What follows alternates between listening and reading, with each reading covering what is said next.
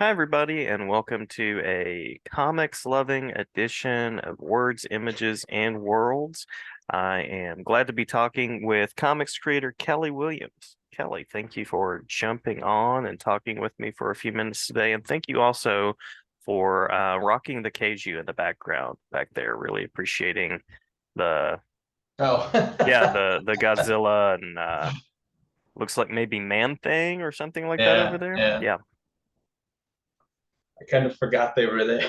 Oh yeah, I think I need that Man Thing action figure in my life. That looks really cool. Yeah, it's pretty rad. It's like sculpted by the guy that did the Mad Balls back in the 80s. Nice, So nice. it's kind of wacky, I guess. Yeah, yeah, cool. I'll mention a couple of books that you've worked on, and then one in particular that we'll talk about, which is Bountiful Garden. We'll talk a little bit more about that, and we'll also we'll talk about anything that you want to talk about. I have had sort of a podcast bucket list item for some time, which is I've wanted to talk with someone who's been connected to the world of Battle Pug. Love some Battle Pug, and I know you've done some work in that world. Lots of fun there. You also worked on a book called Metaphase that I have shared with students in the past and really enjoy that book. Thanks. Captain Suave being not one of my nicknames, but a book that I enjoy very much. Or is it Captain Suave? How do you say it? Whatever works. Yeah, I think it never even occurred to me to say suave until I think the book was finished. yeah, Like yeah. somebody asked about it, and we were just kind of like, I hadn't even thought about it. Like, I Oh, think yeah. we had both, or at least I had been, it's Captain Suave the whole time. But Suave honestly made me like the title a little bit more, I think. Yeah, yeah, absolutely, absolutely. And then you've worked in the world of Teenage Mutant Ninja Turtles, wrestling books, and even you've done some horror comics, Puppet Master being one of those. So lots of things out there from you. Yeah, yeah, I get around. Yeah, yeah. Uh, Seems as though you get to do things that hopefully you enjoy and any worlds you haven't played in yet? Any genres you haven't tackled that you want to take on at some point? Yeah, I I'm pretty adamant about getting to do a man thing something at some point. Nice. Speaking of Man Thing, yeah. Um, but there's lots of like IP stuff that I'm like, God, I just love to take a crack at it. Like Star Wars and Transformers are like way up Mhm. there for me. But I'm also pretty well aware of the fact that my style is not something that I think just jumps out as like that's what we need for this for a lot of people. So I don't try super hard. I just kind of whine about it every now and then on social media. But I think that especially those well-established IPs, like it's a good thing to have a new vision every now and then. It's Oh, nice to see those yeah. worlds through a different lens. So hopefully out somebody out there that checks out something on YouTube or social media or something at some point says, you know what we need? We need this. That would It'll be awesome. happen one day, I'm sure. Yeah. Maybe I'll be alive. I don't know. Yeah. Yeah. So what connected you to comics as a young person or as a young professional? You could take that reader, creator, however you wanna take that. Well, I got into comics when I was pretty young. I think it's the pretty typical story, like I went to the grocery store with my mom or something, and Hmm. I uh, I started sliding comic books into the skateboard magazines and buying skateboard magazines, and like I did that for a lot longer than I should have, A and confiscated medium for you. A confiscated medium. yeah, yeah. Yeah. Um, but yeah, I've always been into it since I found them, but I think. it wasn't until like I really got into Swamp Thing because I got like a reprint of the first couple issues. Yeah. Um, I think that's like the thing that made me kind of click in my head that like people make these. This isn't just something, that's mass produced or whatever. It's like I realized I had a favorite artist before I even realized I had favorite artists. Yeah. Like Oh yeah. Yeah. Bernie Wrightson, like once I started to kind of put all that together, and then I realized like, oh, this is the guy that did the Cycle of the Werewolf and all that stuff. Hmm. So Hmm. like, I was already super into his stuff, and being a little kid, seeing something like Swamp Thing was pretty. I think at that point I had already seen the movie, the Wes Craven one, but so that was my entry point into Swamp Thing, but they're not exactly the same thing, Yeah. comics in that movie. So, Yeah. True. True. and so when I read the comics, I was like, this is fantastic, and like, Mm. or I probably said this is really neat, but the from there though, like I really got into reading horror comics, and then I kind of started to expand out into superhero, all your kind of mainstream type stuff. And I mean, I was still really young. Like, I mean, I was still, I don't know. I think I bought first issue of Daredevil when I was like 8, maybe Hmm. 8 or 9, Hmm. something like that. So I was already reading comics before I got to that point. But uh, yeah, so that is how I got into comics, I guess. That's cool. That's cool. I was gonna ask if you had Swamp Thing connections, just because, Man Thing and Swamp Thing right there.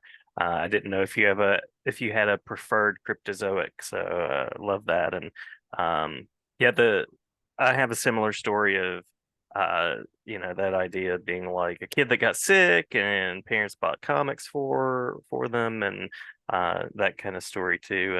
And like you, it didn't click with me that there were people that I really appreciated in the medium until I don't remember how old I was when I looked at the names at the beginning of a comic, and I was like, Right. oh, wow, okay, I like this person and I like how that person does that. It's kind of one of those things you grow into, I think. It's so weird that like you stared at those names who knows how many times before that point. And then all of a sudden it was like this new page somebody slipped into the comic book that Yeah, had his names on it. yeah. Absolutely, absolutely. So I appreciate the work you're doing in Bountiful Garden. Really appreciate, and I had Mark Irwin on yesterday to talk a little bit about Mad Cave, and so appreciating the science fiction. There's a little bit of horror that sort of mingles into that as well, and a really interesting visual world. So anything that you want to share about the work you've done and the vision that you're working to bring to Bountiful Garden.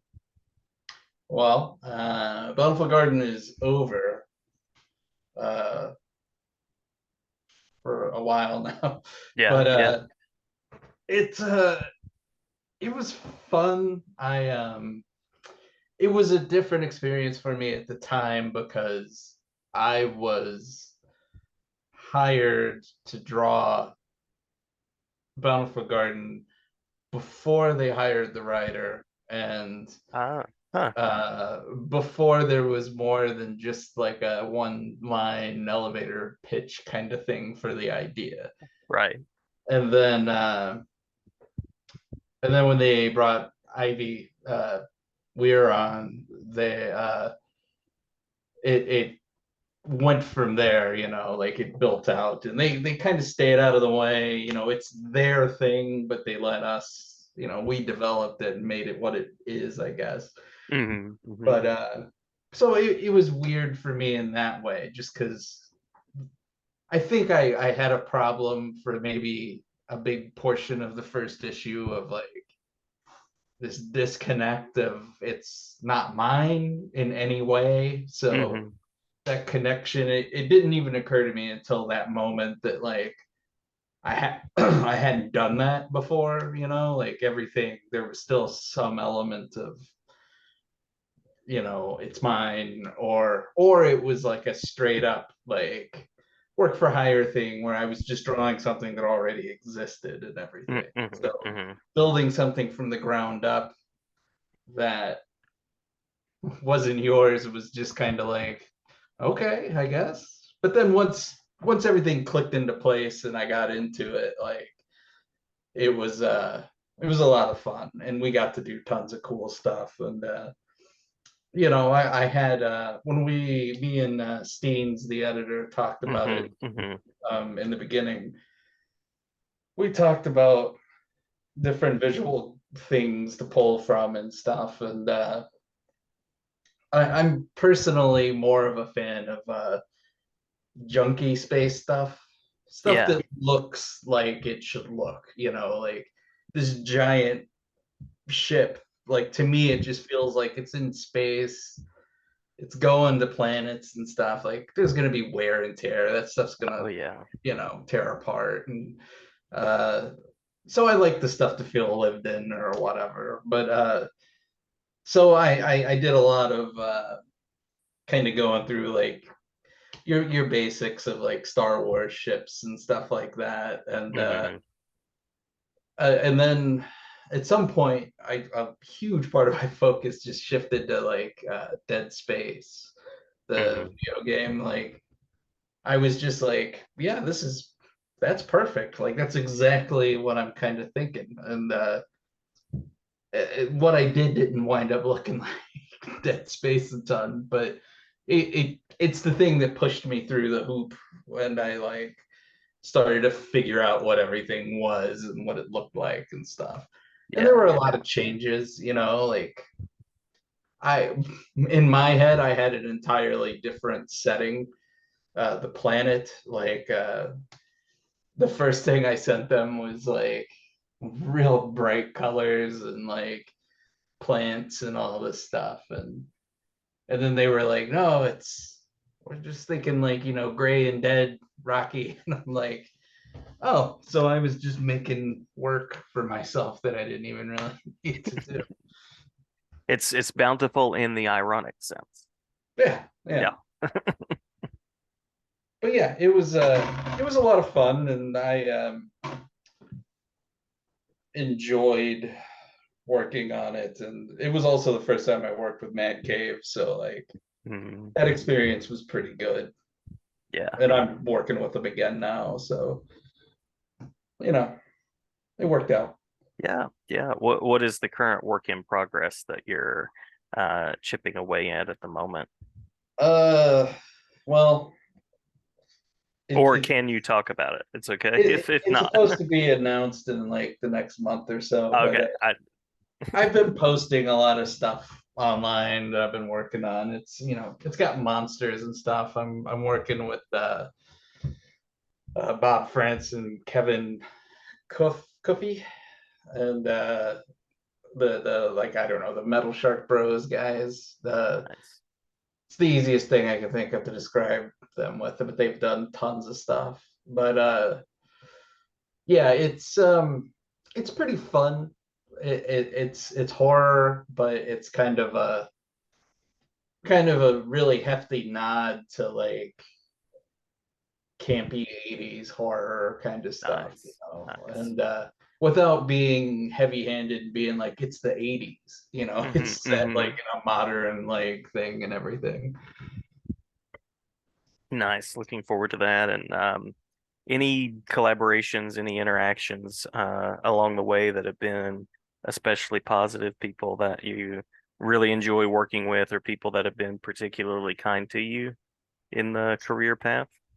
Sure. I mean, I think I've been pretty lucky in that I've been pretty happy with most of the people I've collaborated with. I'm sure there's a couple people that I am fine if I never talk to them again, but For the most part, it's been pretty positive. And there's people I've worked with multiple times. Christian Sager, who I did the cabinet with, and Hmm. Hmm. I mean, we're friends. Like, I mean, we still talk all the time. Joe Sorecki, the writer of Captain Suave, we did a letter to Joe before that, which was a World War II set kind of love story type angle Hmm. about his grandparents and what they went through with World War II and stuff, and him going to France to fight in the war while she's at home dealing with being at home without him, and right after they got married young. And so it kind of just ping pongs back and forth between those two settings. And it went really well. We got along well. So we're still working and talking together and stuff. And yeah, I don't know. Like, I'm not going to get into names because I can't remember everybody, like, Yeah, just, yeah, on the spot. But sure, it has yeah. been my experience that most people have been great to work with. Awesome. Awesome. Yeah. And the other thing with naming names is inevitably you leave somebody out, which Yeah. I know is the hard thing. Any preferred method that you go about as far as creating any particular tools that you enjoy using, or any particular creator rituals that you engage in? Wow. I don't think I have any rituals. I mean, I suppose you could say whatever I do, in the morning, feeding the dogs, Yeah, uh, yeah. eating, that stuff's ritualistic in that I just do it exactly the same way, like every day. But yeah, no, it's weird. I don't guess I really have anything weird like that. I do tend to I don't know, kind of separate things out. Like, Mm-hmm. most of the time I'm usually working on more than one thing at a time. So, like, I like to try to, like, I do my layouts digitally. Mm-hmm. Um just because I hate erasing pencil and I just make a mess. So I switched to doing that and then light boxing it and stuff.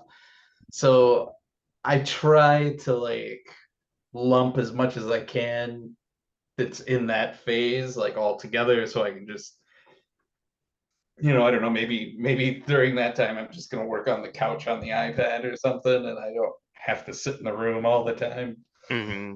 And and then same thing once I get to inking or painting or whatever, like, I try to keep it all at the same stages so that instead of, like, going to, like, four different rooms or whatever during the course of a week, like, I can generally just kind of chill wherever, like in the studio or on the couch or something like that. Mm-hmm. Mm-hmm. Um, but I don't even know if that's what you're asking me, but that's, Yeah, that's what I yeah. gave you.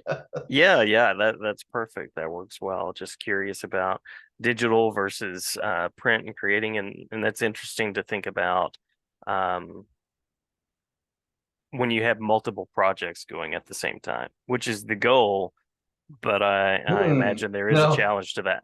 Well, no, you no. want to stay busy, but yeah, My goal manageable is too. to be able to do one project and survive Ah, that makes sense. That makes sense. so Yeah. that I have time to leave the house and do things that humans do. But Yeah. at the same time, I'm absolutely fine just staying in my house for a year solid. So, I don't get too broken up about that. Yeah. Yeah. So, any particular web spaces? I know you have a website that will link places where you like to share content, events that you like to go to, as far as you mentioned getting out of the house, so conventions, things like that, or current slash upcoming things that we haven't talked about that you want to mention Um, that we can talk about. Right. What was the first thing again? Yeah, web spaces. Web spaces, right. Yeah, I do have the website, like you said. I I think I still probably post more on Twitter than anywhere. But I hardly ever post on there. In fact, like literally the only thing I really ever post on there anymore is just, pictures of whatever I'm working on or whatever. That's the best though. That's the best Yeah. thing to post. Yeah. Oh yeah, yeah, yeah. Believe me, I'm sure people would rather see that than my terrible jokes. The but I'm on all of these social media things that have been popping up because doom and gloom and all of that, and I don't Right, want to be right. left in the middle of nowhere. So uh, I'm on those things, but like I forget about them almost immediately. So I hardly ever post on them. I understand. I understand. Yeah. So It, Twitter and Instagram are kind of my main things.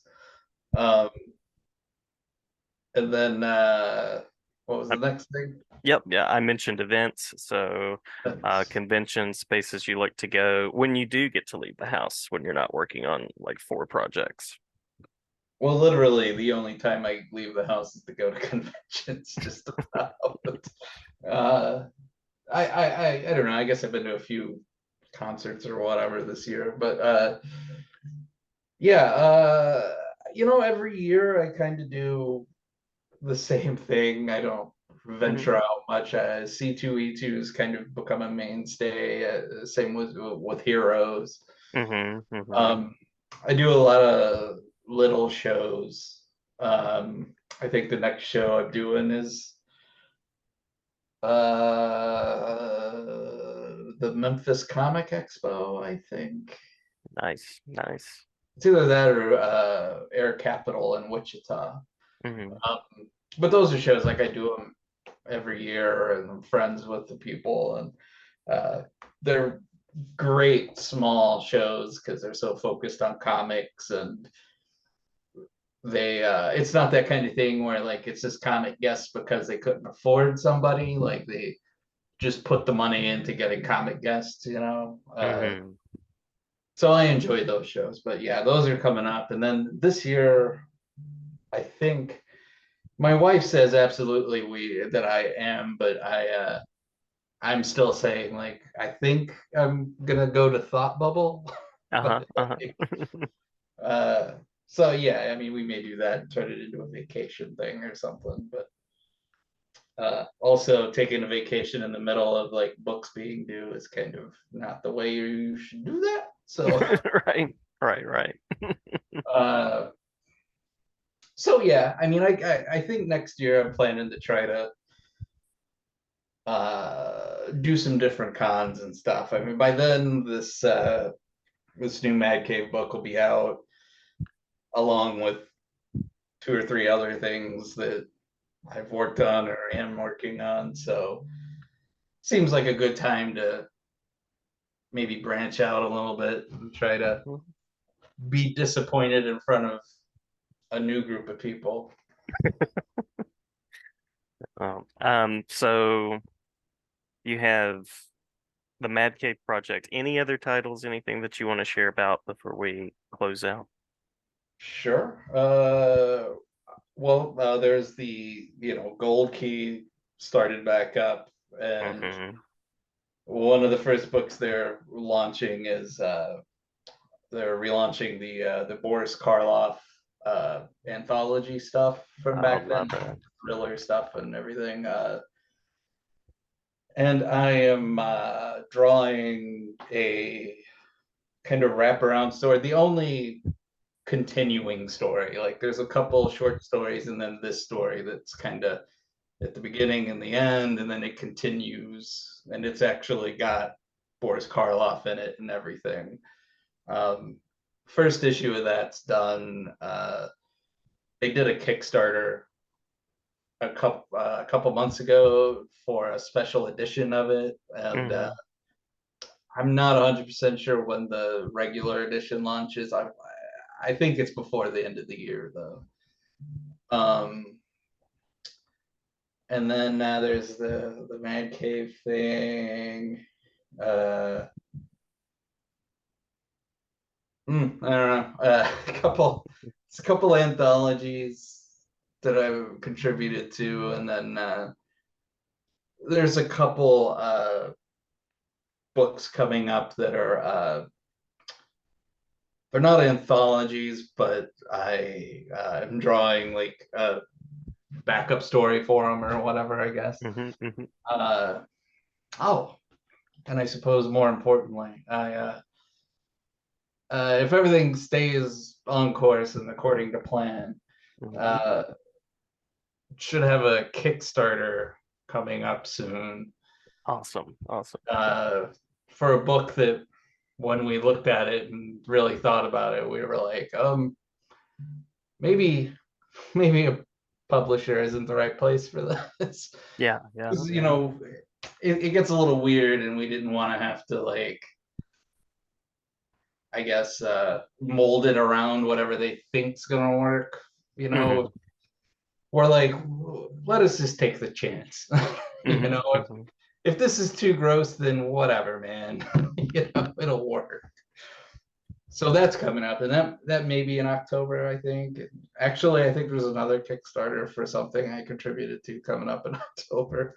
So Nice. I'm not looking forward to overlapping Kickstarters, but only one of them are something I absolutely have to pay attention to. Yeah. So yeah, You are a busy guy. Very busy yeah, guy. yeah. Tired. I'm a tired guy. Yeah. Yeah. Well, I promised you with the idea of being tired, I promised you a brief interview. So we'll close out here as promised.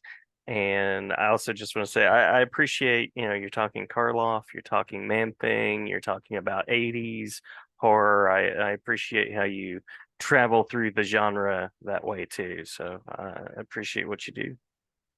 Thank you. I appreciate it. Yeah, absolutely. Glad to have you. And glad to share about the Kickstarters and all of the things. And again, I just feel cooler having talked to somebody that's worked on Battle Pug and Captain Suave. I gotta tell you. Battle Pug's okay. Yeah, It's all right. That Mike Norton, he's okay, I guess. yeah, yeah, He's an all right guy. yeah, yeah. I uh, I actually really enjoy doing that Battle Pug story because Mike didn't really give me a whole lot. He was just like, pick one of these characters, and I picked my character and was like, now what? And Hmm. he's like, just do something. Like, oh, okay. So I wound up focusing on a character that was mentioned briefly one time in like an early issue, and then like just totally focused on that for a couple pages, and like I feel like I could have done something more what people probably want from Battle Pug, but I was like, or I could do this thing that I think's funny. So Yeah, yeah, no, it was a lot of fun though. yeah. Well, and I imagine when you get to kind of create the story that you want to create, that makes a nice change of pace from uh all It's the other fun. things. Yeah. A lot of fun. I wish that I wrote more uh because I mean for the longest time I wrote and drew everything that I did. But the last few years it's harder to make time for that. And I try Yeah. to I try to prescribe to the idea that you should allow time for your personal projects every day thing. Mhm. But after working on everything else, I'm so tired. I Last thing I want to do is draw comics for fun, so Yeah. Yeah. I tend to I think when I get through this next pile of junk, I'll probably try to go back to focusing on writing and drawing some. Hmm. Uh, Maybe bring back my the dark short story collection. or I don't know, something that I'm the only person to blame for it. Yeah, yeah. Well, cool things, and looking forward to what's ahead. Thank you. Yeah, thanks very much, and glad to talk with you anytime. And I'm still loving that Man Thing action figure. I'm just going to go ahead and say that one more time too. You want to see it up close? Well, sure.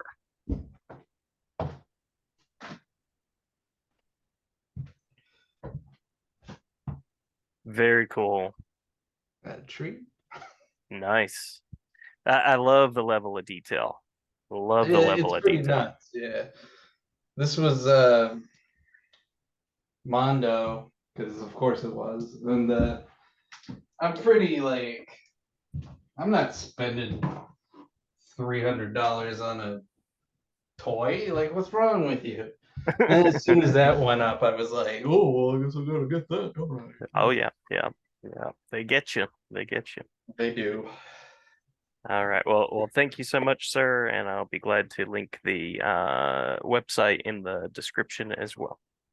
Awesome.